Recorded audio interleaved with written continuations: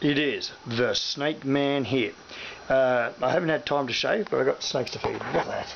What a magnificent animal. Hard to imagine that this guy has had no venom in his body for like 10 years. Anyway, shatters the lie that devenomizing snakes kills him. And look at that, he's ready to eat. Anyway, I've got to feed him. So, oh, look at that. Wants to kill me. Amazing. Anyway, here we go. This is a mouse, rat, whatever it is, rodent thing. Anyway, here we go. Look, eat, eat, eat. Bang. Well, obviously he's still got his fangs because he hangs on. Shatters the next lie that devenomizing a snake is the removal of the fangs. Now, this guy will woof it down. Now, most people who've seen our videos know that we use this guy for wildlife shows. Now, the idea that you need to take risks with snakes is not really true. You can minimise the risks so it's so infinitesimally small, there is basically no risk. Of course, with devenomized venomoid snakes, there is absolutely no risk whatsoever. But as a person who handles venomous snakes with venom daily, I minimise the risks, and at age 51, I am still here, alive and in one piece. Now, as you can see, this guy's a bit slow today, but he is eating. There he goes, chomp, chomp, chomp, chomp, chomp. Of course, without teeth and fangs, they cannot eat because they can't hold the food to get it down. So shatters the lie that devenomizing snakes involves fang removal. The reason I mention this is we've been inundated with what we call bull's poo, technical spelling is S-H-I-T, in recent times on the internet about ourselves and our animals. We hear that we hack them up on the kitchen table with knives, butchering, kill, all the rest of it. Our snakes are all in immaculate condition, and when there is surgery done on our snakes, it is by the most advanced methods known to science.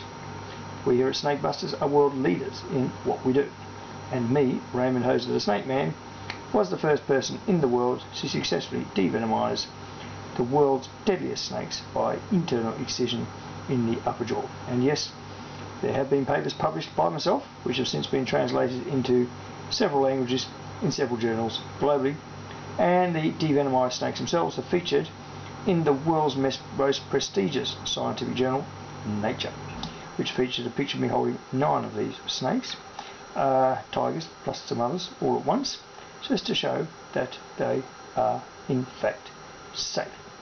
Now, talking about some of the lies that float around, I was reading on the authoritative site called Wikipedia that my devenomized snakes have all regenerated venom and killed 4 people and put my daughter into a coma for 2 days, and allegedly spent a week in hospital recovering from a bite from a devenomized snake.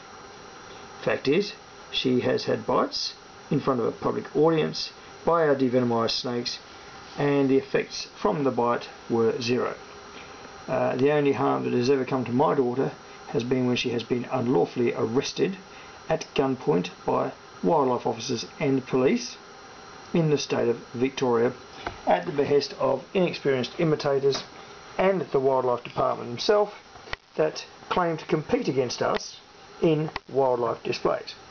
We regard wildlife education as a cooperative enterprise where everyone should work together to give accurate information to members of the public and other people with interest in reptiles, such as experts, by producing factually correct, accurate information. That's why we at Snake Busters fund, in the public interest, Australia's leading reptile journal, Australasian Journal of Herpetology, which has published more scientific descriptions of snakes than any other publication within Australia this century. And of course, the first step to conserving biodiversity is to actually recognise what biodiversity we have, that it is properly described scientifically, named correctly, so that other scientists globally can in fact use the terminology that everyone will understand with reference specimens in museums, so there is no confusion as to what we're talking about. With medically significant snakes, such as tiger snakes, which were not named scientifically by me, it is critically important that we have them all properly identified, because failure to identify a venomous snake bite properly can of course result in death. Now, Today is a Thursday. This snake will digest the food at his leisure, and by Saturday he will be ready to do a reptile show. This snake is close to 15 years old. In the wild it would have died long ago. He does look his age, he's a bit slower moving than normal, but as you can see, his condition, in spite of his age, is immaculate.